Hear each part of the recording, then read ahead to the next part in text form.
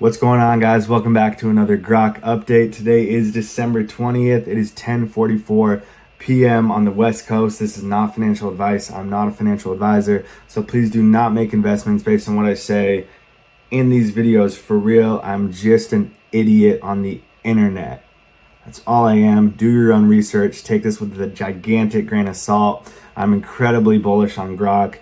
Yes, I'm invested in GROK. I bought on day 5. That was the first time I picked up a bag, and I've been adding. All right, now I'm going to tell you why the chart is screaming that it wants up. All right, so this is the 12-hour chart, and thank you to one of the users in the Telegram group. I can't remember the name, but they pointed out that on the 12-hour just recently had a crossover on the MACD. All right, so that's the first time since November 24th.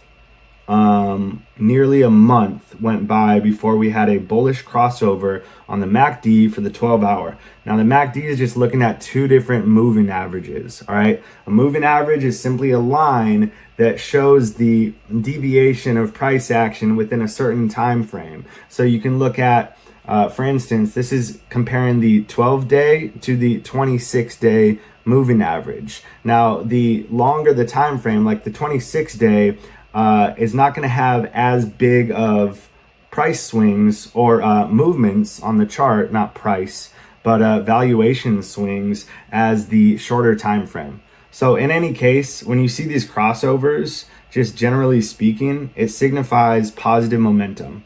And then when it crosses below, when the blue line crosses below the gold line, that's negative momentum. And then you can also look at the bars in the middle of the indicator, and that's the first green bar in weeks. So that is one point of confluence for why I 100% believe this is where GROK reverses. How high it's going to go, I have no idea, but the chart is just screaming that it wants to reverse.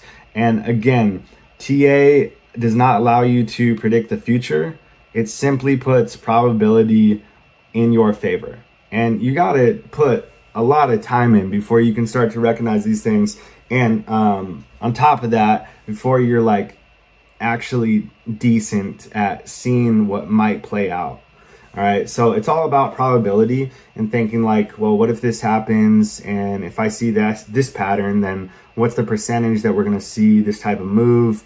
And so it just gives you a different vantage point to look at a ticker, a community, a commodity, whatever you're looking at. It gives you, this is why I like it, because there's no noise. Like, there's no hype, there's no euphoria, and there's no like emotions, right? It's just you and some like candles on the chart. That's why I like TA, because you can block everything else out and you can just read the candlesticks. Now, granted, in crypto and in the stock market, you have to be aware because price action is dictated by technicals, fundamentals, and breaking news. And so, especially with crypto, it's like breaking news every other hour. So you got to keep that in mind too. But when it's been kind of slow, there hasn't been a whole lot of like recent developments, then I'm going to play around with the chart and see what it's telling me. All right, so this is a downtrend. This is the 12-hour chart. You got lower low right there, lower high, lower low, lower high, lower low, lower high, failing to make a lower low. If it were to make a lower low, it would go down to 0.006 or below. It's currently at 0.008, and it doesn't look like it wants to go any lower. All right, so a confirmation of an uptrend would be a series of higher highs and higher lows. It's just like a staircase. All right, and it's a lot easier to see this stuff when you zoom out and you look at a higher time frame.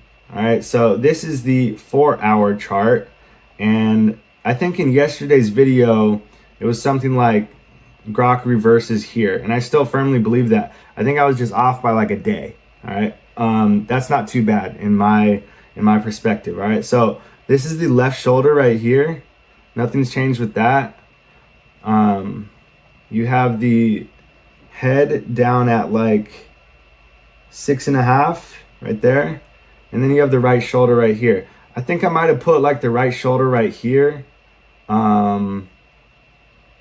I think I just jumped the gun just a little bit. But in any case, we have another point of confluence. All right, check this out. So, well, first off, this is the 4-hour chart. You have this green candle that is breaching this downtrend. All right, you see that? It was getting that resistance, that top that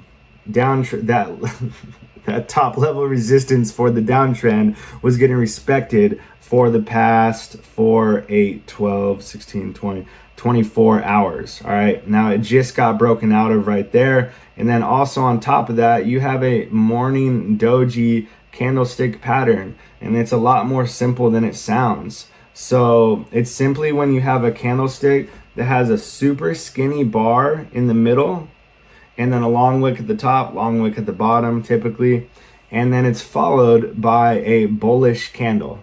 And that's exactly what you have right here. This is the 4-hour chart. So this candle closes in 70 minutes, 70 minutes. So you have this one, the dragonfly,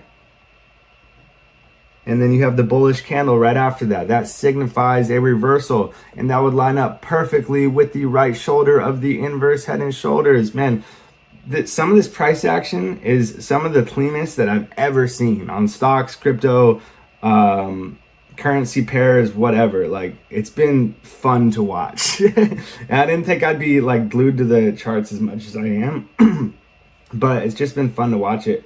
So also, if you guys don't know, on TradingView, you can invert the chart. So you can flip it upside down, and it just gives you another perspective from which to look at things. Because you always want to be looking at things like, well, what if this plays out? What if that plays out? Or what am I missing here? You know, if things don't look like, if a pattern doesn't jump out at you, maybe try looking at it from a different perspective, or using a different indicator. Or sometimes you just have to wait for the pattern to develop. All right.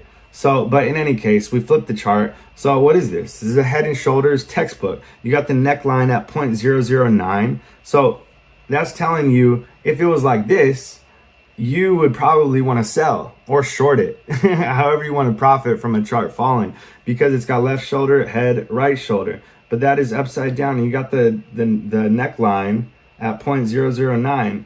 You flip it over, nothing changes. The neckline is still 0.009, but in this case, the price wants up. So hopefully it helped you guys out. Maybe you saw the price action from a different angle right there. Oh, look, the price is moving up even more. So this is just how I chart. TA is like an art, you know. I've seen people chart like so much differently than me, but at the end of the day, we come to the same conclusion. So like, I read candlestick patterns. That's what I look at. Like, I look at the contour of the price action, and it tells me like, is this bullish? Is this bearish? And I'll look at individual candlesticks and like, did the bulls win? Did the bears win? Is there indecision? Like, I see things really simply. I'm not very intelligent. And so I just kind of rely on like pattern recognition from seeing patterns for years and years. So that's a dragonfly doji, which is forming the right shoulder of the inverse head and shoulders on the 4-hour chart. You have the neckline at 0.009. A target above that, I don't know. GROK probably wants to go really fucking high. So that's what I have for the chart. Check this out. There was 2 big buys. This was like an hour ago. And it was for 32,000, 39,000. So that's $72,400 on GROK, purchased by one person. This was not a MEV bot. So they got 4 million, and then 4.9 million. They got about 9 million GROK tokens. And that was kind of the match that lit this green candle off right here. So big candle right there. Let me show you this article that is talking about GROK being integrated into Teslas. I didn't even think about this really. Well, I thought about it, but I didn't even think about including it in a video update. So Tesla's future integration of xAI's GROK and what it means.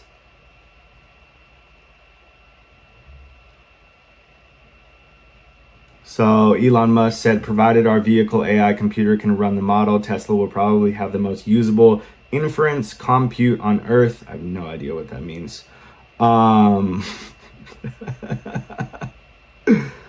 This statement hints at Tesla potentially hosting a powerful inference computation system, leveraging GROK's capabilities to enhance various aspects of the driving experience.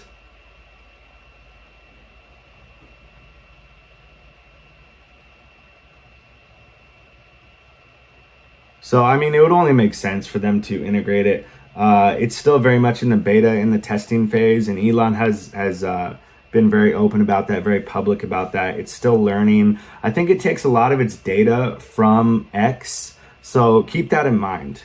And you guys know that not everything said on X is true, far from it. So I think it's in the phase where it's like learning. It's like an infant, and it's got to decipher like, okay, what is right and what is wrong. But in any case, that is all I have for today's update. I'll see you for tomorrow's update.